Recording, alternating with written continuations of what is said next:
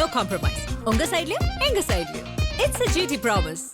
GT Holidays, South India's #1 travel brand.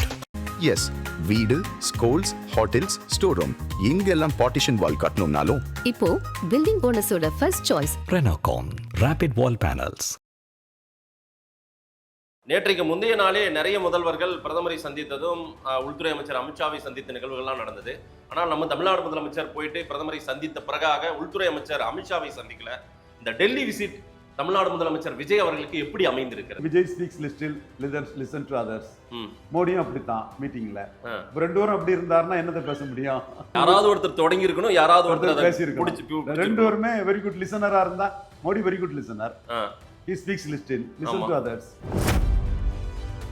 அண்ணாமலையுடைய role என்னவா இருக்க போகுது? புது கட்சி தொடங்க போறார் அண்ணாமலை அப்படின்ற செய்தி வந்துட்டே இருக்கு சார். நடக்க போதா? அவர் சனாதன எதிர்ப்பு விஷயத்துல விஜயையும் உதயநிதியும் சேலஞ்ச் பண்ணியிருக்கிறத பார்த்தா எதியூரப்பா மாதிரி விஜய் ஸ்டைலில் தமிழர் நலன் காத்து ஒரு மாநில கட்சி தொடங்குவதற்குள்ள வாய்ப்புகளும் சாத்தியக்கூறுகளும் அதிகமாயிட்டு இருக்க மாதிரி தான் தோணுது. அமித்ஷா சந்திப்புன்றது ஏற்கனவே கேட்டுக்கொண்டதாக தான் இருந்திருக்கும். அப்பாயின்மெண்ட் கேட்டு கொடுத்ததாலாம் சொல்றாங்க. மாலை 6:45 அமித்ஷா சந்திக்கிறது, 7:30 மணிக்கு நிர்மலா சீதாராமன், இப்படிதான் இருந்தது. ஏன் கடைசி நேரத்தில் அது ஸ்கிப் ஆச்சா? இல்ல முறையா கேட்கலையா? இல்ல அமித்ஷா பார்க்க விரும்பலையா? என்ன நடந்தது? அது பிஎம்ஓட இன்ஸ்ட்ரக்ஷன் தான் ஹோம் மினிஸ்டர் பார்க்காம இருந்திருக்கலாம்னு நான் விஜயை பார்க்க வேண்டாம்னு மோடி சொல்லியிருப்பாரு அமித்ஷா கிட்ட. என்னோட ரீடிங் அதுதான். எதுக்காக ஏன் பார்க்க வேண்டாம்னு இருப்பாரு? நிர்மலா சீதாராமன் மட்டும் பார்த்தா போதும்னு. ஓ, டூ மச் இம்பார்ட்டன்ஸ் வேண்டாம். சிவி சண்முகம், விஜயபாஸ்கர் ஒரு போர்க்கொடி இன்னமும் தூக்கிட்டே இருக்கிற மாதிரி தெரியுது. என்ன நடக்கும்? அவங்க என்ன பண்ண போறாங்க? விஜய்க்கும் எடப்பாடி பழனிசாமிக்கும் அதிமுக இடையில பவர் போட்டிஸ் பண்றாங்க. சரி, பேரம் பேசுறாங்கன்னு நான் பார்த்தேன். ரெண்டு பேரும். ஆமா, அது எந்த பக்கம் நகரும், எந்த பக்கம் சாய்வாங்க? எந்த பக்கம் அவங்களுக்கு தேவையான பேரம் இருக்குதோ அந்த பக்கம் நகரும். அன்புமணி பொது வேட்பாளரை நாங்க நிறுத்த வேண்டிய சூழ்நிலைக்கு தள்ளப்பட்டுருவீங்க, பாத்துக்கோங்க, பார்த்து நடந்துக்கோங்க அப்படின்லாம் சொல்றேன். அன்புமணியை நான் மனசார பாராட்டுறேன். சந்தர்ப்பவாதம், சுயநலம், அரசியல் பதவி வெறிக்கு பாஜக எதிர்ப்புன்னு ஸ்டாலின் முதல்வர்னு ஜெயித்துக்கிட்டு கொஞ்சம் கூட லஜ்ஜா இல்லாம விஜயை சப்போர்ட் பண்ணக்கூடிய சுத்த அயோக்கியத்தனத்துக்கு பதிலடி அன்புமணிக்கு பேச்சுல தான் இருக்குது. அன்புமணியை பாராட்டுறேன், வரவேற்கிறேன். விஜய்க்கு சினிமா பவர் இருந்தது, ஒரு பலம் இருந்தது, கவர்ச்சி இருந்தது. அண்ணாமலைக்கு என்ன மாதிரி ஒரு கவர்ச்சி சார் உங்க பார்வையில்? விஜய் போட்டு கொடுத்த பாதை அண்ணாமலைக்கு அந்த பாதை எளிதாயிருக்குன்னு எடுத்துக்கலாம். விஜயோட வெற்றி அண்ணாமலைக்கு ஒரு வழிகாட்டியா அதை எடுத்துக்கலாம். மற்றபடி அண்ணாமலை க்ரௌட் புல்லர், பாப்புலர் தான். ஸோ அந்த வகையில் எப்படி ஸ்ட்ராட்டஜைஸ் பண்றாரு, எப்படி போறாருங்கிறத பார்க்கணும். அதன் தமிழர்களுக்கு வணக்கம். பல்வேறு துறைகளில் ஆக சிறந்த ஆளுமைகளை சந்தித்து நாம் நேர்காணல் எடுத்து வருகிறோம். அந்த வகையில் மீண்டும் நம்மோடு இணைந்திருக்கிறார் அரசியல் திறனாய்வாளர் திரு ரவீந்திரன் துரைசாமி அவர்கள். அவரிடம் கேட்பதற்கு நிறைய இருக்கின்றவார்கள், அவருமே கேட்போம். வணக்கம் திரு ரவீந்திரன் துரைசாமி சார். வணக்கம் மதேஷ், எப்படி இருக்கீங்க சார்? நல்லா இருக்கிறேன் மதேஷ். நல்லது சார். தமிழ்நாடு முதலமைச்சர் பதவியேற்ற பிறகாக பிரதமரை சந்திப்பதுன்றது மரபு. இது எல்லா முதல்வர்களும் பிரதமரை சந்திப்பாங்க. நேற்றைக்கு முந்தைய நாளே நிறைய முதல்வர்கள் பிரதமரை சந்தித்ததும் உள்துறை அமைச்சர் அமித்ஷாவை சந்தித்த நிகழ்வுகள்லாம் நடந்தது. ஆனால் நம்ம தமிழ்நாடு முதலமைச்சர் போயிட்டு பிரதமரை சந்தித்த பிறகாக உள்துறை அமைச்சர் அமித்ஷாவை சந்திக்கல. இந்த டெல்லி விசிட் தமிழ்நாடு முதலமைச்சர் விஜய் அவர்களுக்கு எப்படி அமைந்திருக்கிறது? அவர் என்ன எதிர்பார்த்தாருன்னு தெரியல.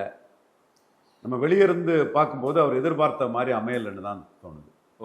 பலர் தோல்வி தோல்வி தோல்விங்கிறத பெருசா சொல்றாங்க. இதுல வெற்றி தோல்விக்கு ஒன்றும் பெருசா இடம் இல்லை. வழக்கமா இந்தியா போன்ற நாடுகளில் சென்ட்ரல் வெரி பவர். ஏற்கனவே நம்ம சொல்கிற மாதிரி மாநிலங்களை நீங்கள் முனிசிபாலிட்டி ரேஞ்சுக்கு தள்ளிட்டீங்க, மாநிலங்களுக்கு அதிகாரம் இல்லை, அந்த இதுதான் ஓடுது. பெருஞ்சர் அண்ணா பிறந்தகை, திராவிட முன்னேற்ற கழகம், அகாலிடெல்லாம் ஆரம்பித்தாலும் கூட இன்னைக்கு சென்ட்ரல் ஏஜென்சிஸ், ஒரு பாரதிய ஜனதா அரசு, பவர்ஃபுல் இந்திரா காந்தி அரசெல்லாம் மாநிலங்களை ஒரு முனிசிபாலிட்டி லெவலுக்கு தான் மதித்த ஒரு தன்மைகளை நம்ம பார்க்குறோம். இப்பவும் அந்த இடத்துக்குள்ள ஸ்டாலின் செல்ல போரெல்லாம் தொடுத்து கவர்னர் சான்சலர்லாம்ங்கிறத மாற்றி முதல்வர் சான்சலர்லாம் கொண்டு வந்ததும் மாநிலங்கள் ஒரு ஃபைட்டும் கொடுத்துட்டு தான் இருக்கிறாங்க.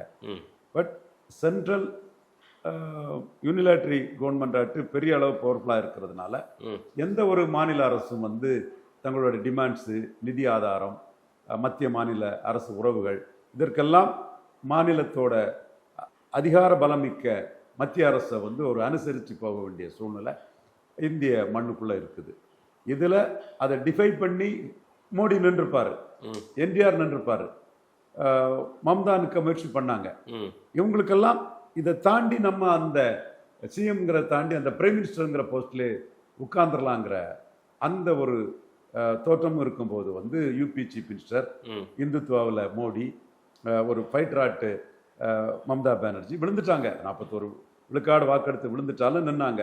என்டிஆர் ஒரு இந்து கலரில் இந்தியாவை பிடிச்சிடலாங்கிற லெவலில் என்டிஆர் போன்றவங்க வந்து மத்திய அரசுக்கு எதிராக ஒரு பெரிய ஒரு போஸ்டரை கொடுத்தாங்க. நம்ம ஊர் கலைஞரெல்லாம் ஓரளவு கொள்கை திட்டங்களை வகுத்தாலும் கூட அவர் எம்ஜிஆருக்கு எதிர்ப்பை சமாளிக்க முடியாமலே அவர் விழுந்துருவார். அதே மாதிரி எம்ஜிஆரும் கலைஞருக்கு எதிர்ப்பை சமாளிக்க முடியாமலே மத்திய அரசுக்கு அனுகூலமாட்டு இந்திரா காந்தி அரசு, சஞ்சய் காந்தி இறந்தா தேம்பி எம்ஜிஆரால், கதறி கலைஞரால், அந்த மாதிரி சிச்சுவேஷன் தான் தமிழ் மண்ணில் நடந்தது. இப்போ விஜய் தென்னிந்தியாவிலே பாப்புலாரிட்டி உள்ள ஒருத்தர், அதை நம்ம மறுக்க முடியாது. அவர் வந்து இங்கே ஒரு minority government, TVK minority government, TVK Congress, CPI, Indian Union Muslim League majority coalition. Okay, அந்த எல்லாத்தையும் சேர்த்து சொன்னால் அது பெரும்பான்மை கூட்டணி அரசுன்னு சொல்லலாம். டிவிகே அரசுன்னு சொன்னால் அது மைனாரிட்டி தான். ஓகே. ஸோ இப்படி ஒரு மைனாரிட்டி அரசுனாலும் ஒரு 35 விழுக்காடு வாக்கு பலத்தோடு அவர் மோடியை சென்று பார்க்க போகும்போது அது மற்ற முதல்வர்கள் பார்க்க போகக்கூடிய ஒரு தன்மைக்குள்ளே போகலை. அதுவே வந்து எதற்கு முக்கியத்துவம் கொடுத்ததுன்னா, ஒரு சடங்கு மாதிரி பிரைம் மினிஸ்டரையும் ஹோம் மினிஸ்டரையும் பார்த்துட்டு அவங்க வெற்றிக்கு காரணமான உண்மையான காங்கிரஸோட கூட்டணி அமைச்சு 2 அமைச்சரவையில் இடம் கொடுத்து இருந்த காங்கிரஸ் சந்திப்பு தான் பெருசாக பேசப்படும்னு சொல்லப்பட்டது. ஆனால் காங்கிரஸில் மல்லிகார்ஜுன கார்கே, ராகுல், சோனியா சந்திப்பு இல்லாமல் போயிடுச்சு. இதுதான் அரசியல் ரீதியாக இன்னைக்கு பரபரப்பாக பேசப்படுது. இல்லை சார், இந்த அரசு முறை சந்திப்பு மரபையும் இதையும் பொருத்தி பார்க்க முடியுமா? இது ஏன் கேன்சல் ஆனதுக்கு அதில் ஏதேனும் நடந்திருக்கா விஷயம்? அதாவது அமித்ஷா பார்க்காமல் போனதுனால இதெல்லாம் கேன்சல் ஆயிருக்கா? அமித்ஷா பார்க்காம போறதுக்கும் இதுல பார்க்காம இருக்கிறதுக்கு என்ன இருக்கு? ஓகே, இதுல ஏன் அது முழுமை பெறல? அதாவது பிடி சதீஷன் பார்த்துட்டாரு கேரள முதலமைச்சர், ஆனா நம்ம தமிழ்நாடு முதலமைச்சர் விஜய் அவர்களால் பார்க்க முடியல. தாமோதர மேனன் சதீஷன் மேட்டருங்கிறது வந்து அவர் ஒரு காங்கிரஸ் சீஃப் மினிஸ்டர், ராகுல் காந்தியை மீறி வந்திருக்கிறாரு. அதுவே மோடிக்கு ஒரு சந்தோஷமா இருக்கும். எப்ப அடிச்சு தள்ளிட்டப்பாயா எதிரிய, அவ வேணுகோபால சிஎம் ஆக்கலான்னு நினைச்சாரு, இவன் மக்கள் செல்வாக்குல தள்ளிட்ட, சரி எனக்கு வந்து என் ஆள் வரணும் அல்லது கம்யூனிஸ்ட் இருக்கணும்.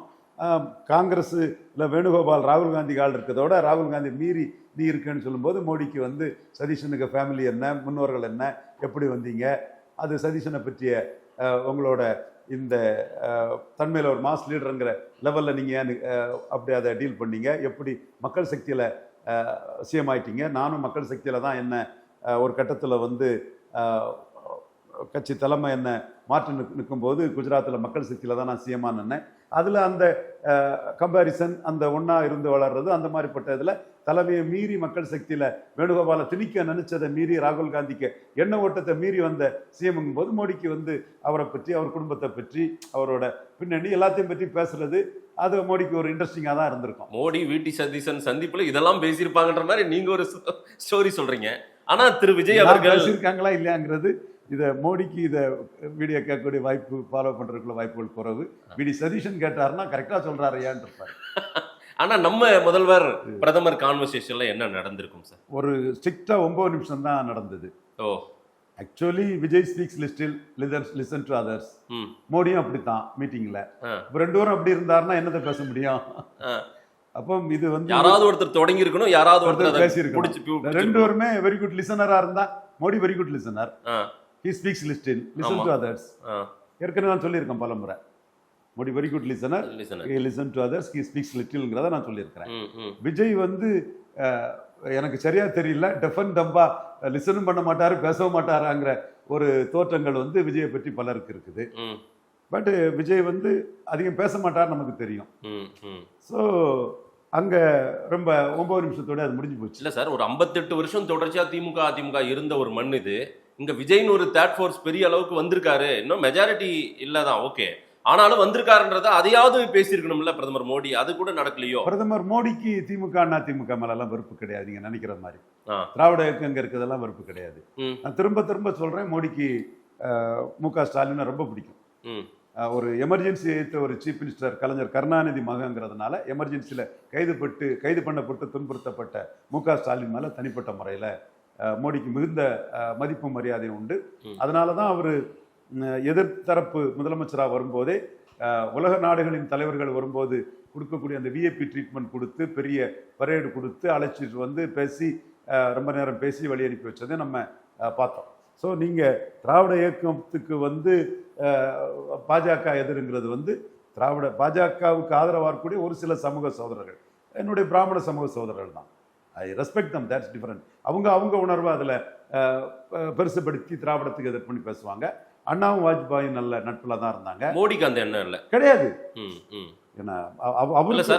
மோடிக்கு என்ன வருத்தம்னா, வாஜ்பாய் அதிமுக தலைமையில 30 சீட் எடுத்து ஜெயித்துட்டாரு, கலைஞர் திமுக தலைமையில 27 சீட் எடுத்து ஜெயித்துட்டாரு, கன்னியகுப்த பிராமின் ஜெயித்துட்டாரு, நம்மளை ஓபிசி நம்ம இங்க ஜெயிக்க முடியலங்கிற வேதனை தான் மோடிக்கு இருக்குமே தவிர திமுக அதிமுக மேலாம் மோடிக்கு வெறுப்புங்கிறது கிடையாது. அரசியல் ரீதியா 98 முத கூட்டணி வாய்ப்பை ஜெயலலிதாமையார் தான் கொடுத்தாங்க. கவலை நினைக்கும் போது காப்பாத்தினது கலைஞருங்கிற அந்த மேஜர் பெர்ஸ்பெக்டிவ் தான் இருப்பாங்க. யார் காங்கிரஸை அதிகம் எதுக்காங்களோ அவங்க கூட நெருக்கம் இருக்கும். இந்த இடத்துக்குள்ள சதீஷன் ராகுல மீறி வந்த சீஃப் மினிஸ்டர், விஜய் ராகுல் சப்போர்ட்ல வந்த சீஃப் மினிஸ்டர். இதுதான் இங்க காங்கிரஸோட நெருக்கமா விஜய் இருக்கிறதுனால பிஜேபி அதிக இம்பார்ட்டன்ட் விஜய்க்கு கொடுக்க மாட்டாங்க, கொடுக்கவும் போறதில்லை அப்படின்னு சொல்ல வரீங்களா? கண்டிப்பா கண்டிப்பா, அது 100க்கு 100. இப்போ ஸ்டாலின் காங்கிரஸ் கூட நெருக்கமா இருந்தாலும் 22 எம்பி இருந்ததுனால அவருக்கு எமர்ஜென்சியால பாதிக்கப்பட்டவர்னால ஸ்டாலினுக்கு ஒரு அதிகம் முக்கியத்துவத்தை கொடுத்தாங்க. இப்போ காங்கிரஸா ஸ்டாலினான்னு இருக்கும்போது ஸ்டாலினுக்கு ஆதரவா பெங்களூர்ல மோடி என்ன பேச்சு பேசினாரு. இந்த தமிழிசையோ நயனாரோ அந்த டோன்ல யாராவது பேசுவாங்களா? மோடிக்கு அந்த டோன் என்கிட்ட தான் இருக்கும். மோடி நன்மையை பற்றி சிந்திச்சு ப்ரோ மோடி ஜின்னி தான் சிந்திக்கக்கூடிய நமக்கு தான் மோடிக்கு அந்த டோன் இருக்கும். ஸோ மோடி அந்த டோன்ல ஸ்டாலினை காங்கிரஸ் முதல்ல குத்துறதே காங்கிரஸுக்கு வழக்கம். அன்னைக்கு நீங்க 69ல தன்னோட பிரதமர் பதவிக்காக மடிப்பிச்சை கேட்டாங்க. மாணிக் தாகூர் உங்க அம்மா இந்திரா காந்தி கலைஞர்கிட்ட ஆலிவர் ரோட்ல மடிப்பிச்சை கேட்டாங்க, என்னை காப்பாத்துங்க அல்லது பிரதமர் பதவி பெறுன்னு கேட்டாங்க. உண்மை, மாணிக் தாகூர் மறுக்க முடியாது, இந்திரா காந்தி குடும்பத்திலையும் யாரும் மறுக்க முடியாது. அதே இந்திரா காந்தி தான் 75ல கலைஞரை டிஸ்மிஸ் பண்ணாங்க. அதே மாதிரி இவங்களும் அப்படித்தான், முதல்ல குத்து வாங்கிட்டு அதுக்கு போய் சேர்ந்து விடுவாங்க. முதுகுல குத்துறாங்கன்னா குத்துறங்க மட்டும் தான் போய் திரும்ப திமுக சொல்றீங்க? திமுக தான் சொல்றேன். அதுக்கு பிஜேபி பக்கமா போக முடியும்? பிஜேபி பக்கம் 99ல இருந்து தானங்க ஜெயலலிதா ஜெயித்தம்பரம் ஜெயித்தாங்க, வாஜ்பாய் ஜெயித்தாரு போனாங்க, மோடி ஜெயிக்கல அதனால போகல. சும்மா என்னங்க நீங்க பிஜேபி எதிர்ப்புலாம் அது ஒரு போலிங்க. நீங்க அதெல்லாம் ஒண்ணு இல்லை. இப்பவும் ஸ்டாலின் அந்த தரப்புல தான் இருக்காங்க, சனாதான எதிர்ப்புன்னுட்டு எதிர்கட்சி தலைவர். உடனே ஆளுங்கட்சி நாங்களும் சனாதான எதிர்ப்பு தான்.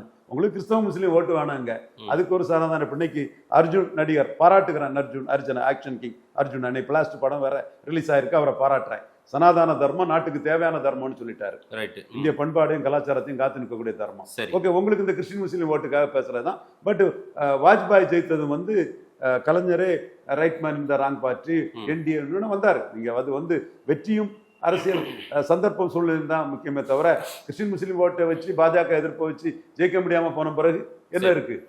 ரொம்ப முக்கியமான ஒரு கேள்வி. அமித்ஷா சந்திப்புன்றது ஏற்கனவே கேட்டுக்கொண்டதா தான் இருந்திருக்கும். அப்பாயின்மெண்ட் கேட்டு கொடுத்ததாலாம் சொல்றாங்க. 6:45 மாலை 6:45 அமித்ஷா சந்திக்கிறது, 7:30 மணிக்கு நிர்மலா சீதாராமன், இப்படிதான் இருந்தது.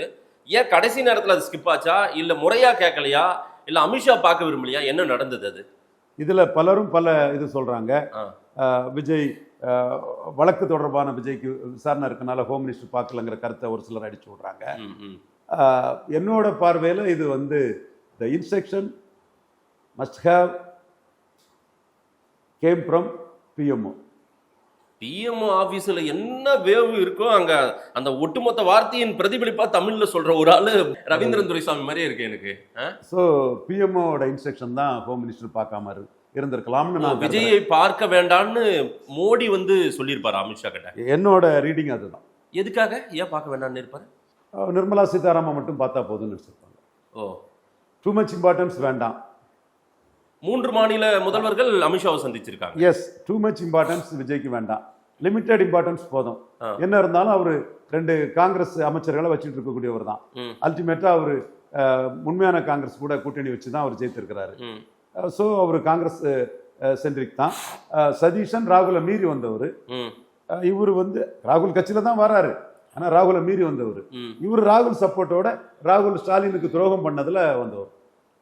கான்செப்ட் அப்படிதான் இருக்கும். அதுக்கு ஏன் இவங்க இது பண்றாங்க? இப்ப பிரதமரே பாத்துறாரு சார்.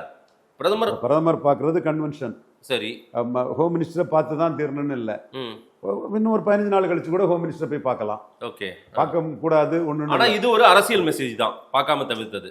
சதீஷனுக்குள்ள இம்பார்ட்டன்ஸ் விஜய்க்கு கொடுக்க வேண்டிய அவசியம் இல்லை. ஓகே, விஜய் ராகுல் காலு, சதீஷன் ராகுல மீறி சிஎம்மானவர். 40 நிமிஷம் பேசுவோம், ஜாலியா பேசுவோம். என்னாலும் எதிரியை மீறி வந்தவர் தானே உள்கட்சி அரசியலுக்குள்ள. அந்த பார்வை அதுல இருக்கத்தான் செய்யும். ஒரு எதிரி சப்போர்ட்டோட ஸ்டாலினுக்கு துரோகம் பண்ணிட்டாரு ராகுலுங்கிறத ஒரு பெங்களூர்ல மோடியை பேசியிருக்காரு.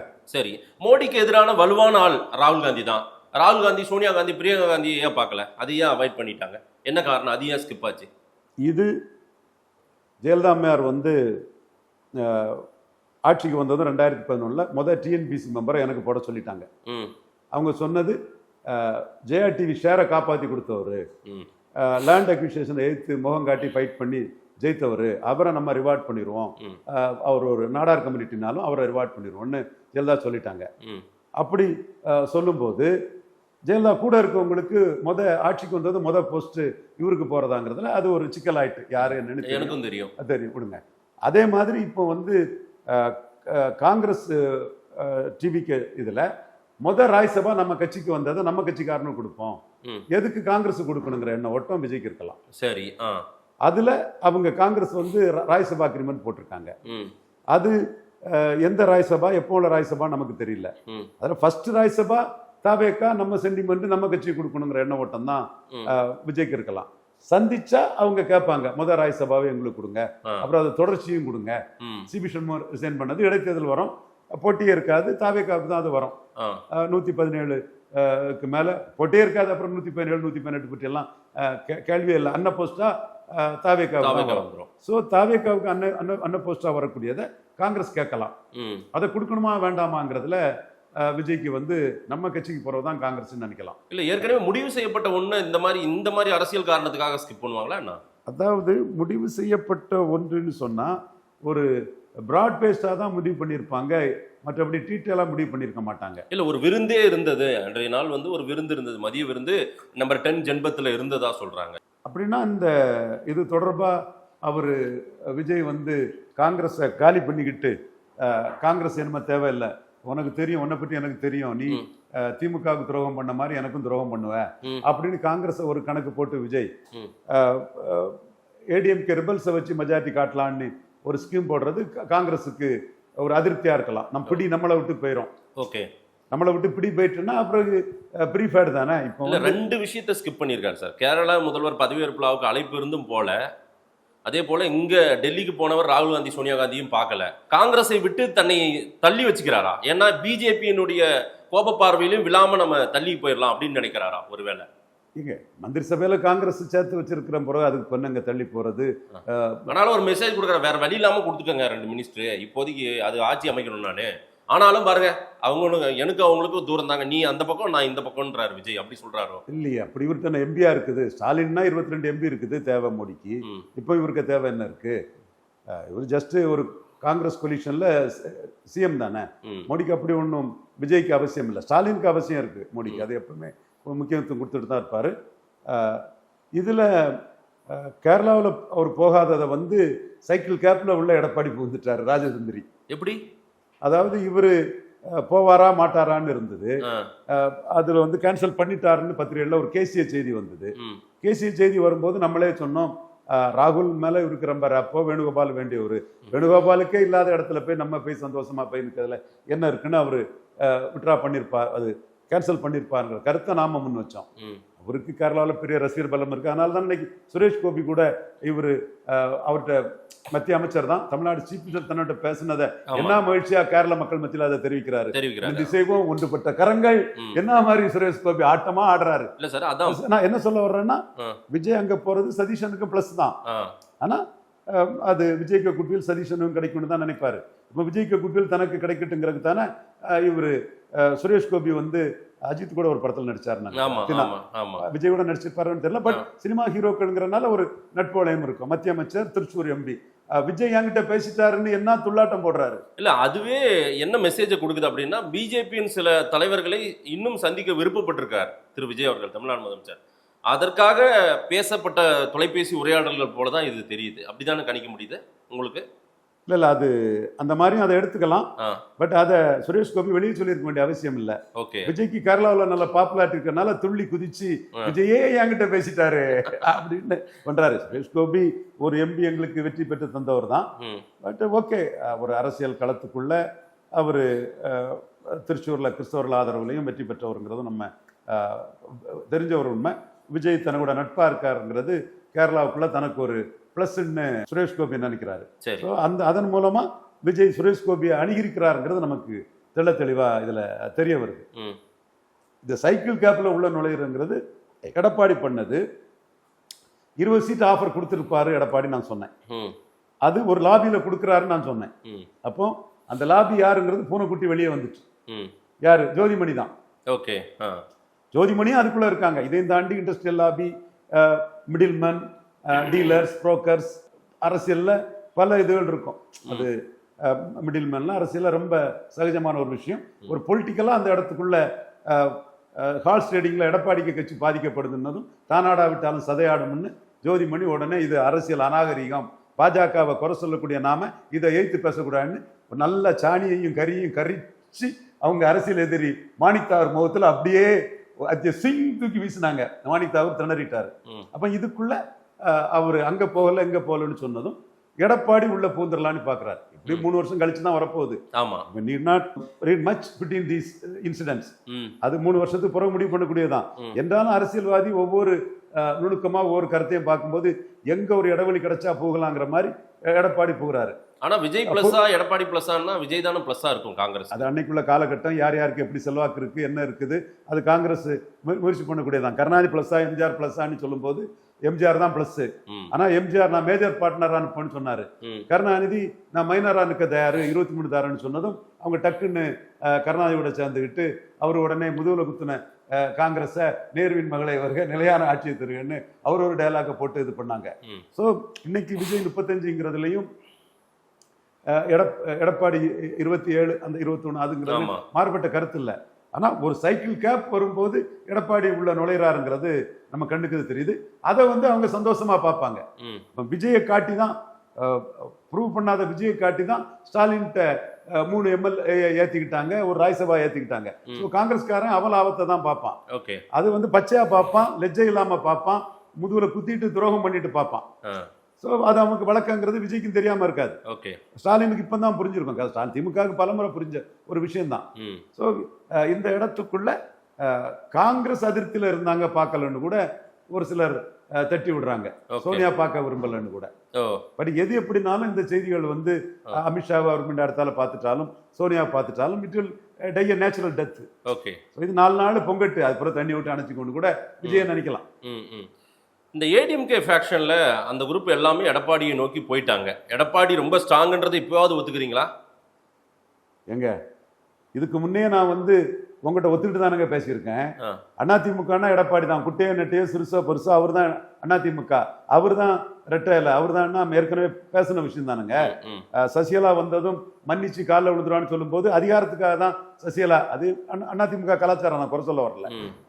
இது பண்ணாரு, அதிகாரமே அவர்கிட்ட வந்த பிறகு ஏங்க சசிகலாட்ட போறான்னு நான் தானுங்க உங்கள்கிட்ட கேட்டேன். அடுத்தாப்புல வந்து எய்தர் எடப்பாடியார் எலெக்ஷன் சொன்ன மாதிரி ரெட்டையில அவருக்கு தான், குட்டையா நெட்டையோ சிறுசோ பெருசோ இது ஆகலாம். அப்புறம் சிவி சண்முகம் வேலுமணி ரிவோல்ட் வரும்போது என்ன சொன்னேன், பேன் தமிழ்நாடு லீடர் எடப்பாடி தானங்க சொன்னேன்.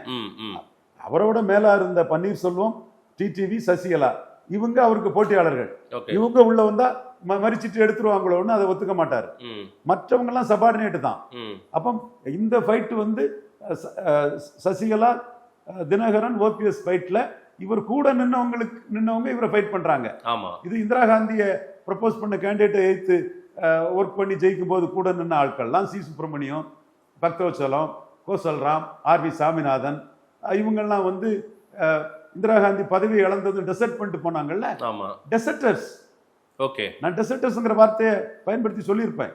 அதே வேளையில விழுப்புரத்துல இவருக்கு செல்வாக்கு உண்டு, நத்தம் விஸ்வநாதனுக்கு திண்டுக்கல்ல செல்வாக்கு உண்டு, இவரு விஜயபாஸ்கருக்கு புதுக்கோட்டையில செல்வாக்கு உண்டு, வேலுமணிக்கு கொங்கு பெல்ட்ல கொஞ்சம் கூடுதல் செல்வாக்கே உண்டுங்கிறதே நான் பேசியிருப்பேன். ஆனா அவருமே போய் சபார்டினேட் ஆயிட்டாரு. அதான் சபார்டினேட், மீண்டும் சபார்டினேட் ஆயிட்டாரு. ஆமா.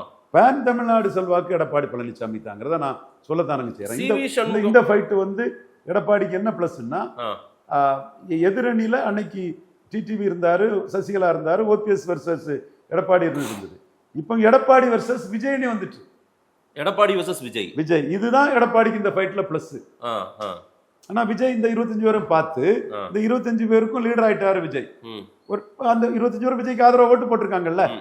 எப்படி 108 எப்படி 107, 108 வந்து எப்படி 144 ஆச்சு, 108 எப்படி 144 ஆச்சு. ஓகே. அப்போ இவங்க விஜயை ஏற்றுக்கிட்டவங்க தானே ஒரு ஒரு ஷார்ட் ஸ்பெல் டைம் பீயிங் ஒரு கான்ஃபிடன்ஸ் ஓட்ல. அப்போ விஜயை இவர்களால் ஏற்றுக்கொள்ளப்பட்ட விஜய்க்கும் எடப்பாடிக்குமான ஃபைட்டு தான் இது. ஓகே. முந்தைய ஃபைட் எல்லாம் சசிகலாவுக்கும் எடப்பாடிக்குமான ஃபைட்டு, தினகரனுக்கு எடப்பாடிக்குமான ஃபைட்டு, ஓபிஎஸ்க்கு எடப்பாடிக்குமான ஃபைட்டு. இது விஜய்க்கும் எடப்பாடிக்குமான ஃபைட்டுங்கிறது சீஃப் மினிஸ்டருக்கும் மூணாவது சக்தியாட்டு 47 சட்டமன்ற உறுப்பினர்களை வென்ற ஒரு கட்சி தலைவருக்குமான ஃபைட்டுங்கிறது. இந்த ஃபைட் எடப்பாடிக்கு கிரெடிட் தாங்க. அரசியல் களத்துல அப்படிதானே இருக்கு கடந்த ஒரு வாரமா 10 நாளா. ஆமா, அதைத்தானே நான் சொல்றேன், கிரெடிட்ங்கிறேன். இவர் வந்து இது கேரளா போகலன்னு சைக்கிள் கேப்ல நுழைஞ்சு 3 மணிக்கு சதீஷனுக்கு வாழ்த்து தெரிவிச்சு அதிமுக சார வாழ்த்துறோன்னு ஒரு ஜோதிமணி மூலமா ஒரு ஃபீலர் விடுறாருல்ல. அப்ப ஃபைட் அங்கதானே இருக்குது. ஓகே. இல்ல அதுதான் தமிழ்நாட்டு அரசியல் களமாவே இப்போ ஒரு 10 நாளா இருக்குதுன்றதையும் நான் சொல்றேன். ஏன்னா இதுல திமுக ரொம்ப சைலண்டா இருக்குது. சைலண்டா இருந்தாலும் அவங்க தான் 2வது இடம். தமிழ்நாடு அரசியல் களம் பழைய பஞ்சாங்கம் பண்ண அர்த்த பழசான திமுக அதிமுக தூக்கி போடுங்க. இல்ல விஜய் வர்சஸ் எடப்பாடி, கர்நாடகா வர்சஸ் கர்நாடகாவில் இருந்த மாதிரி 3 சக்தி, ஆமா, யூபில இருக்க மாதிரி பல சக்தி, பீகார்ல இருக்க மாதிரி பல சக்தி. இதுல 3வது சக்தியான எடப்பாடி பழனிசாமிக்கு மாயாவதிக்கு சிஎம் போஸ்ட் யூபில வந்த மாதிரி, நிதிஷ்குமாருக்கு பீகார்ல சிஎம் போஸ்ட் வந்த மாதிரி, குமாரசாமி கவுடா ஃபேமிலிக்கு சிஎம் போஸ்ட் தேவகவுடா, அப்புறம் குமாரசாமி கூட வந்த மாதிரி சிஎம் போஸ்ட் வந்துங்கிறது உண்மைதானே. அப்போ என்ன பார்வையில நம்ம எடப்பாடி பாக்குறோம்னா, அவர் மீண்டும் முதலமைச்சர் ஆகலாம். ஆனா கலைஞர், ஜெயலலிதா, புரட்சி தலைவி மாதிரி, புரட்சி தலைவி, புரட்சி தலைவர், முத்தமிழறிஞர் மாதிரி ஒரு ஃபுல் பிளட்ஜ்டு கவர்மெண்ட் வர முடியாது. இப்ப கூட அவருக்கு அந்த வாய்ப்பு வந்தது இல்லையா. அப்போ அந்த தமிழ்நாடு அரசியல பழைய திமுக வர்சஸ் அர்த்த பழசான செத்து போன அரசியலை விட்டுக்கிட்டு கர்நாடகா மாதிரி ஒரு சைக்கிளிங் வந்துட்டு, ஒரு மியூசிக்கல் சேர் மாதிரி ஒரு சூழல் வந்துட்டு, பீகார் மாதிரி வந்துட்டு, யூபி மாதிரி வந்துட்டு அந்த கான்டெஸ்ட மாத்தி பார்க்கணும். முதலிட தலைவராட்டு ஐயா ஜோசப் விஜய், 2வது இட தலைவராட்டு முக ஸ்டாலின் அவர்கள், 3வது இட தலைவராட்டு எடப்பாடி பழனிசாமி. இந்த சைக்கிள் இப்ப வந்துடுச்சு. இதுல எடப்பாடி இருக்க வேண்டியது ஜஸ்ட் மிஸ் ஆயிட்டுங்கிறதே நம்ம பொருத்தி தான் இந்த அரசியலை நம்ம பார்க்கல. இந்த சைக்கிள் எனக்கு புரியுது சார். ஆனா நீங்க எடுத்து மாயாவதி, குமாரசாமி, நிதிஷ் இவங்கெல்லாம் வந்து லீஸ்டா இருந்தவங்க சிஎம் ஆனாங்க. இதுல இவர் தான் ஃபர்ஸ்டா இருந்தவர் சிஎம் ஆயிருக்காருல்ல, அதையும் நம்ம அந்த கணக்கையும் பார்க்கணும்ல. அதுல பார்த்தா இவர் தான் நல்ல பெரிய போர்ஸ்ல இருக்காரு, பெரிய பலமா இருக்காரு விஜய். விஜய் வந்து எதியூரப்பா மாதிரி இருக்கிறாரு. ஆமா, ஆனா எதியூரப்பா கிடைக்கல, அதை பற்றி நீங்க பேச மாட்டீங்க. விஜய் வந்து பட்னாவிஸ் மாதிரி இருக்கிறாரு, ஆனா பட்னாவிஸ் கிடைக்கல, நீங்க அதை பற்றி பேச மாட்டீங்க. விஜய் வந்து கல்யாண் சிங் மாதிரி இருக்கிறாரு, கல்யாண் சிங் கிடைக்கல, நீங்க பேச மாட்டீங்க. இதுதான் இந்த நாட்டுல அநீதி, அநியாயம், அக்கிரமங்கிறது. நீங்க என்ன முறைமாடுகள், அதிகாரத்துக்காக என்ன மொள்ள மாறித்தனம், கேப் மாறித்தனம், ஸ்டாலின் முதல்வர்னு சொல்லிட்டு விஜயை சப்போர்ட் பண்ணாலும் பாஜக எதிர்ப்புன்னு அதை ஆதரிச்சுக்கிட்டு கூடி கும்மாளம் அடிச்சுட்டு குத்தாட்டம் போடுவீங்க. ஆனா இப்படி ஒரு பொசிஷன் பாஜகவுக்கோ, பாஜகவில் எடியூரப்பாவுக்கோ, கல்யாண் சிங்கோ, பட்னாவிஸுக்கோ வந்துன்னா அது கூடவே கூடாதுன்னு அதுல தலைகளை நின்று பெரிய நீதி, நியாயம், அறம், புண்ணாக்குன்னு பேசுவீங்க. அதைத்தான் நான் ஊடகத்திலே நேற்று ஒருத்தருக்கு பதிலடியா கொடுத்தேன். எடியூரப்பா மாதிரி, கல்யாண் சிங் மாதிரி, பட்னாவிஸ் மாதிரி சிங்கிள் டார்ஜெஸ்ட் முதல் போல்சாட்டு விஜய் இருக்கிறாருங்கிறத ஒத்துக்கிடுங்க. அப்போ அன்னைக்கு இவங்களுக்கு எதிராக நீங்க பெரிய பாஜக அது இதுன்னு குதிச்சதெல்லாம் தப்புன்னு ஒத்துக்கிடுங்க. சரி, ஓகே. சிவி சண்முகம், விஜயபாஸ்கர் ஒரு போர்க்கொடி இன்னமும் தூக்கிட்டே இருக்கிற மாதிரி தெரியுது. என்ன நடக்கும், அவங்க என்ன பண்ண போறாங்க? விஜய்க்கும் எடப்பாடி பழனிசாமிக்கும் அதிமுக இடையில பவர் பாலிடிக்ஸ் பண்றாங்க. சரி, பேரம் பேசுறாங்கன்னு நான் பாக்குறேன் 2 பேரும். ஆமா, அது எந்த பக்கம் நகரும், எந்த பக்கம் சாய்வாங்க, எந்த பக்கம் அவங்களுக்கு தேவையான பேரம் இருக்குதோ அந்த பக்கம் நகரும். என்ன பொறுத்தவரை அவங்க அதிமுக போகிறது தான் அவங்க எதிர்காலத்துக்கு, அவங்க இமேஜுக்கு, அவங்க செல்வாக்கு வளையத்துக்கு நல்லதுங்கிறது என்னோட கருத்து. ஓகே, முடிவு அவங்க தான் எடுக்கணும்.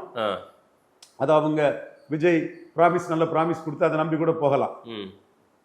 ஸோ எடப்பாடி அதில் கொஞ்சம் மீண்டும் அடமண்டா ஸ்ட்ரிக்டாக தான் இருக்காரு. பழைய பொறுப்பெல்லாம் போடக்கூடாதுன்னு போடுறாரு பார்த்தீங்களா? ஆமாம். அப்போ அவர் வந்து பவர் பாலிட்டிக்ஸில் இப்படி தான் அவர் செயல்படுறாரு. ஓகே, அவர் கட்சி அவர் விருப்பம், நம்ம அதுக்குள்ளே சொல்ல வரல. அவர் வந்தால் வாங்க, ஏன் டாம்ஸுக்கு வாங்கங்கிற மாதிரி தான் இப்பவும் அவர் அனுக்கிறாரு. இவங்க கொஞ்சம் மரியாதையாக பழைய எல்லா தொகுதிக்குமான மாவட்ட செயலாளர் இதெல்லாம் கொடுத்து பழைய கௌரவத்தில் அவர் எடுத்தால் கௌரவமாக அவர் கூட அதிமுகன்னு லோக்கலாக அந்த பொலிட்டிக்ஸை பண்ணிட்டு போயிடலாங்கிற எண்ண ஓட்டம் இவங்களுக்கு இருக்கலாம். ஓகே, ஆனால் அதுக்கு அவர் வந்து முழுமையாக இல்லை, நீங்கள் ஒரு தப்பு பண்ணிட்டீங்க, அதுக்கு நான் உங்களை கொஞ்சம் தண்டனை கொடுத்து தான் கொஞ்சம் ஒரு விட்டு பிடிக்கிறது, கொஞ்சம் சின்ன பனிஷ்மெண்ட் கொடுத்து தான் எடுப்பேன். நான் என் ஆட்களையும் அங்கே போட்டுட்டேன், அதனால என் ஆட்களையும் டக்குன்னு நான் லெட் பண்ண முடியாது. பசுபதி, கமலக்கண்ணன், இன்னும் கொஞ்சம் வர போட்டிருக்காருல, வாங்க பார்ப்போங்கிற மாதிரி அவர் கொஞ்சம் விட்டு பிடிக்கிற, உங்க வார்த்தை தான், விட்டு பிடிக்கிற வேலையை பார்க்குறாரு. அந்த அவர் விட்டு பிடிக்கிற வேலையை பார்க்கும்போது தாவேக்கா என்ன அளவுக்கு ப்ராமிஸ் பண்றாங்கன்னு தெரியல. டெல்லி பிரதிநிதி ப்ராமிஸ் அது இதெல்லாம் போடுறாங்க. என்னன்னா தாவேக்காவுக்குள்ள போனா என்ன பிரச்சனைன்னா, they have to be at the mercy of Vijay. Okay, அந்த அளவுக்கு போயிடும் அது. அப்புறம் அது கொஞ்சம் சிரமம் தான். பட் ஆளுங்கட்சி அதிகார பலம் அங்கே தான் உடனடி இம்மிடியட் பெனிஃபிட், ஆளுங்கட்சி பலம் ஏதாவது ரூபத்தில் கிடைக்குது. இதில் இன்னொரு விஷயம் என்னன்னா, எல்லாரும் வந்து மத்திய பிரதேஷ் கர்நாடகா அரசை வந்து கவிழ்த்துக்கிட்டு பாஜக உள்ள வந்தாங்கல்ல, அது கூட இதை ஒப்பிடுறாங்க. இது வந்து தாவேக்கா மெஜாரிட்டி இல்லாமல் 108 இருக்காங்க, 107. அதுக்கு அவங்க மெஜாரிட்டிக்கு அவங்க வந்து மூன்றாவது கட்சியான அதிமுகவை பலகீனப்படுத்தி எம்எல்ஏக்களை இது பண்ணி திரும்ப கேண்டிடேட்டா விட்டு ஜெயித்து வரலாம்னு நினைக்கிறாங்க.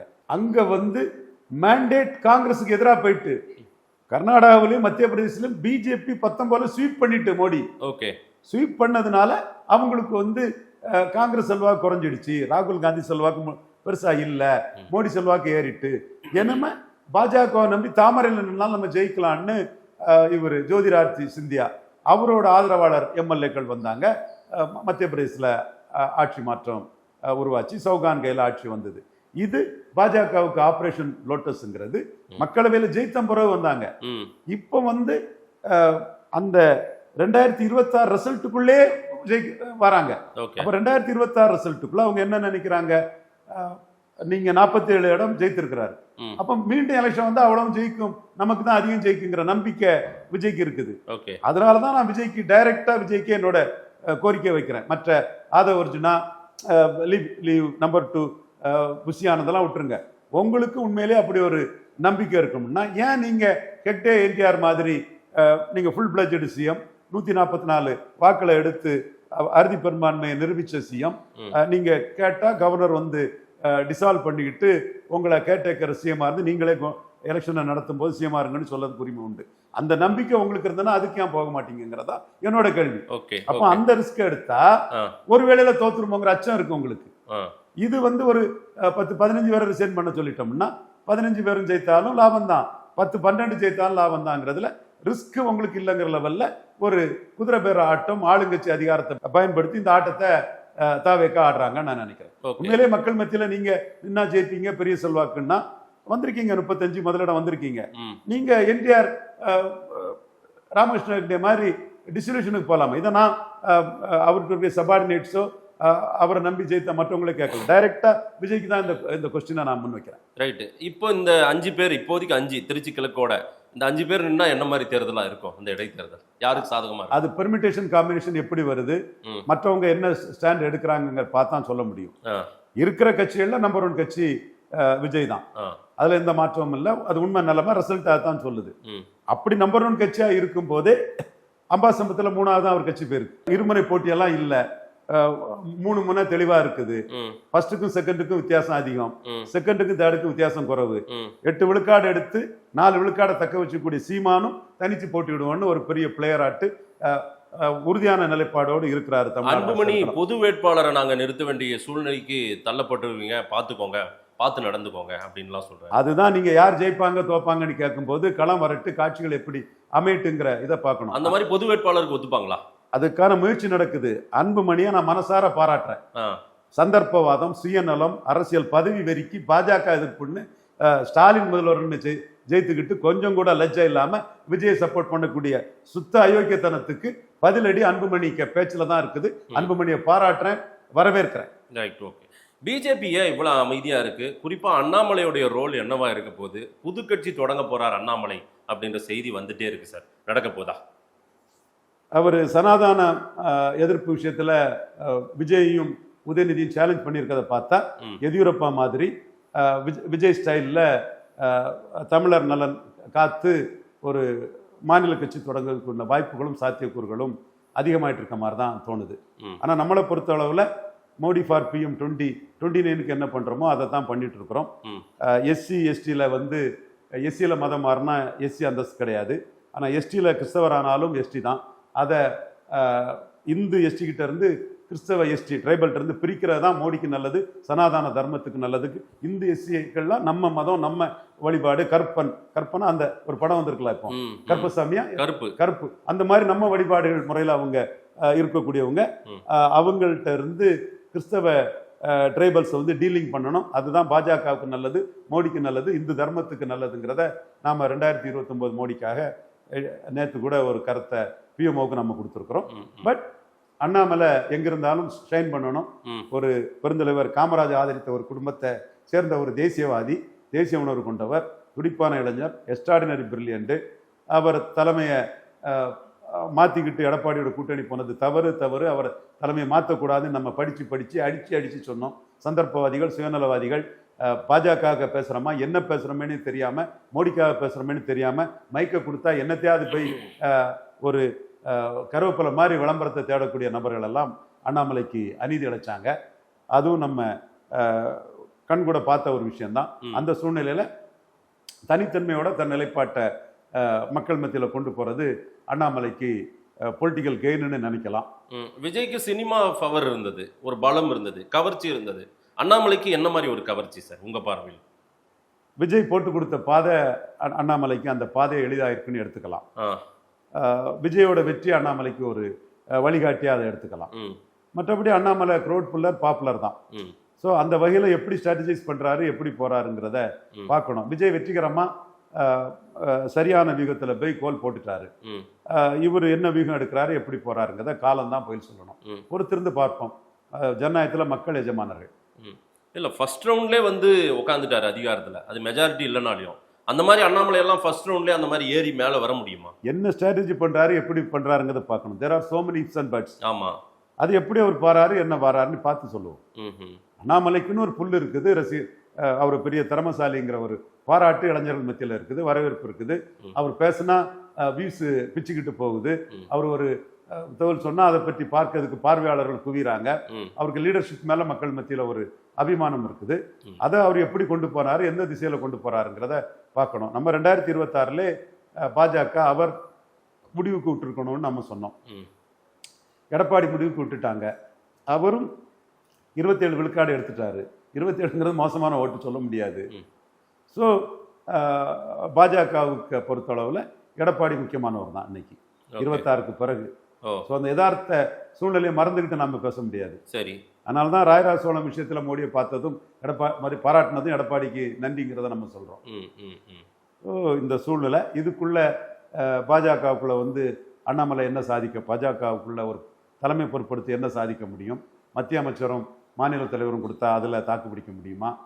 நாளைக்கே ஒன்றும் இல்லாதவங்க, எந்த செல்வாக்கும் இல்லாதவங்க அண்ணாமலை முறையில பொறாமையும் காழ்ப்புணர்ச்சியும் காட்டி கட்சியை கேடு கட்டாலும் என்ன பரவாயில்லன்னு ஒன்றுமே செல்வாக்கற்ற தலைவர்கள் எல்லாம் வந்து தங்களை பெரிய தலைவர்கள்னு நினச்சிக்கிட்டு என்னத்தையும் பேசிக்கிட்டு அண்ணாமலை கிட்ட ஒரு அசைன்மெண்ட் கொடுத்தாலும் அதுக்கு எதிராக அதுக்கு குறுக்கு சால் ஓட்டக்கூடிய வேலைகளை தான் பண்ணிட்டு இருப்பாங்க. அன்ரெஸ்டாக ஏதாவது பண்ணிட்டு இருந்தால் தான் ஏதாவது தரமாட்டாங்களாங்கிற அவங்களுடைய ஓகே, அரசியல் அப்படி தான் இருப்பாங்க. நம்ம இவங்க இப்படி தான் இருக்கணும், அவங்க அப்படி தான் இருக்கணும் யாரையும் சொல்ல முடியாது. அந்த எண்ணத்துல தான் அவங்க இருப்பாங்க. தனித்து போறது தான் அண்ணாமலைக்கு கரெக்டா இருக்கும். ஏன்னா நடந்த அநீதிகள்லாம் பார்க்கல, அதுதான் அவருக்கு பெஸ்ட்ன்றீங்களோ? அவருடைய 2 ஸ்டேட்மெண்ட்டை பார்க்கும்போது அதுதான் தெரியுது. சனாதன தர்மத்துக்கு ஆதரவா நிற்கிறாரு, நம்மளும் அதுக்கு ஆதரவா தான் இருக்கிறோம். அதே வேளையில பாஜக அரசு நிலைப்பாட்டுக்கு எதிரான ஒரு கருத்தையும் சொல்லியிருக்கிறாரு. அது அவர் தனிப்பாதையில போறாருங்கிறத காட்டும் விதமா இருக்கு. சார் இப்போ அண்ணாமலை சீமான் டேர்ம்ஸ் நல்லா இருக்குது அவங்க ரெண்டு பேருமே அதை நம்ம நிறைய இடங்கள்ல பார்த்துருக்கோம். அந்த தமிழர் அடையாளத்துல அண்ணாமலையும் சீமானும் ஒரே புள்ளியில் நிற்கிறாங்க. சீமான் தனித்த அடையாளம் தான், அவருக்கு அதுதான் இன்னமும் அப்படிதான் போவாருன்னு நீங்க சொல்றீங்க. அப்படி ஒரு புது கட்சி அண்ணாமலையை தான் தொடங்கிட்டா அண்ணாமலை சீமான் எல்லாம் நல்லா இருக்குமா உங்க வியூவில்? இல்லை, அது நம்ம அவசரப்பட்டு எந்த முடிவுக்கும் வராண்டாம். 2026 அண்ணாமலை சீமான் சொல்லக்கூடிய சூழ்நிலை இருந்து அது தவறி போயிட்டு அது முடிஞ்ச கதை. அது டெல்லி வரைக்கும் போச்சு. எஸ், அண்ணாமலையால போச்சு டெல்லிக்கு. கரெக்டா? கண்டிப்பா. அது போனதுனால தான் எடப்பாடி அதை முறியடிச்சிட்டார். இப்போ சீமான் இந்த அரசோட தவறுகளை எல்லாம் சுட்டி காட்டி அந்த ஒரு கொஞ்சம் கால அவகாசம் கொடுத்து ஒரு மிகப்பெரிய பொதுக்கூட்டத்தில் அரசு செய்ய தவறியது. குறிப்பாக அவர் காங்கிரஸ் கூட்டணியை சீமான் ரொம்ப வெறிகொண்டு எதுக்குறாரு. இனத்தை அழிச்ச காங்கிரஸ் கூட பதவிக்காக விஜய் 2 மந்திரி கொடுத்து போயிட்டாருங்கிறத கருதுறாரு. அவர் இன்னும் ஒரு 4-5 மாசம் கழிச்சு ஒரு மிகப்பெரிய கூட்டம் போட்டு அரசின் தவறுகளை சுட்டி காட்டக்கூடிய அளவுக்கு அரசுக்கு எதிரான குறிப்பா காங்கிரஸோட சேர்ந்து தமிழர் துரோகம் பண்றதை மெயினா வச்சு ஒரு பெரிய கூட்டம் போடுறது வர சூழ்நிலை இருக்குது. சீமானுக்கு அரசியல் தனிச்சு போட்டிங்கிற அந்த புள்ளிக்குள்ளதான் அவர் நகர்றாரு. அரசின் தவறுகளை டெய்லி பிரஸ் மீட் கொடுத்து ஒண்ணு சொல்லாண்டா, மொத்தமா அரசின் தவறுகளை முக்கிய தவறுகளை முன்னிறுத்தி ஒரு பெரிய பொதுக்கூட்டம் போடுறதாட்டு, அது காலவசம் கொடுத்து போடுறதாட்டு. கெமிஸ்ட்ரி அண்ணாமலை சீமான் கெமிஸ்ட்ரி நல்லா இருக்குமான்னு நான் கேட்கிறேன். இல்ல, அதுக்கெல்லாம் இப்போ பேச வேண்டிய அவசியமே இல்லை. நீங்க உள்ள பெறதுக்கு முன்னாடியே பேர் வைக்க வேண்டிய அவசியம் இல்லை. எப்படி காலங்கள் வருது, என்ன மாதிரி மூஸ் வருதுங்கிறத பார்க்கலாம். 2 பேருக்கும் நட்புறவு உணர்வு இருக்குங்கிறது மட்டும் உண்மை. விஜய் வர்சஸ் அண்ணாமலை எப்படி இருக்கும் சார்? எல்லாமே இப்போ தேவையில்லாம கற்பனை அரசியல் தேவையில்லை மதேஷ். இப்போ தமிழக அரசியல் பீகார் அரசியல் மாதிரி முதல் ஃபோல்ட்ஸு விஜய், 2வது ஃபோல்ட்ஸு ஸ்டாலின், 3வது ஃபோல்ட்ஸு எடப்பாடி பழனிசாமி இருக்கு. இது 2026 தேர்தலில் முடிஞ்ச நம்ம முன்னாடி இருக்கக்கூடிய ஒரு ஃபேக்ட். மற்றதெல்லாம் ஒரு எதிர்பார்ப்பு, அரசியல் நகர்கள் எப்படி இருக்குன்னு சொல்லி வருங்காலம் நமக்கு நிரூபிக்கக்கூடிய விஷயங்கள். வருங்காலத்தை பற்றி ஒரு தெளிவான பிக்சர் கிடைச்ச பிறகு பேசுவோம். இப்போ நிகழ்காலத்தை பேசுவோம். நிகழ்காலத்தில் தமிழக அரசியல் திமுக வர்சஸ் அதிமுக செத்துட்டு இது கர்நாடகா மாதிரி, பீகார் மாதிரி, யூபி மாதிரி ஒரு அரசியல் வந்துட்டு, அதனால தான் 2 எம்எல்ஏக்கள் கொண்ட திருமாவளவனை நோக்கியே முதலமைச்சர் பதவி வந்தது. எடப்பாடி கெடுத்துட்டாரு. எம்எல்ஏ இல்லாத ஹெட்டிக்கும் முதலமைச்சர் பதவி வந்தது. அந்த மாதிரிப்பட்ட ஒரு அரசியல் சூழ்நிலை தமிழ் மண்ணில் வந்ததாட்டு நான் பார்க்குறேன். இப்போ எப்படி போகுதுன்னு பார்ப்போம். இது நம்ம இந்த பொலிட்டிக்கல் பிளேயர்ஸுக்கு ஒரு பாசிட்டிவான இது. எப்படி அறிவோட நிதானமாக வாட் இஸ் மெட்டீரியல் ஃபேக்ட்ங்கிறதுல நெகட்டிவ் பொலிட்டிக்ஸ் இல்லாமல் பாசிட்டிவாக நம்ம கொள்கைக்கும் நம்ம சார்ந்தவங்களுக்கும் எப்படி நன்மை கொடுக்க முடியுமோ அந்த பிளேயை பண்ணுனா பெரிய அளவு கோல் படத்துக்குள்ள வாய்ப்பு தமிழ் மண்ணில் வந்ததாட்டு நான் பார்க்குறேன். பொறுத்திருந்து பார்ப்போம். நிறைய விஷயங்கள் சார் மக்கள்கிட்ட கொடுக்குறோம். நேரம் கொடுத்து பேசியமைக்கு நன்றி திரு ரவீந்திரன் துரைசாமி சார். நன்றி மாதேஷ்.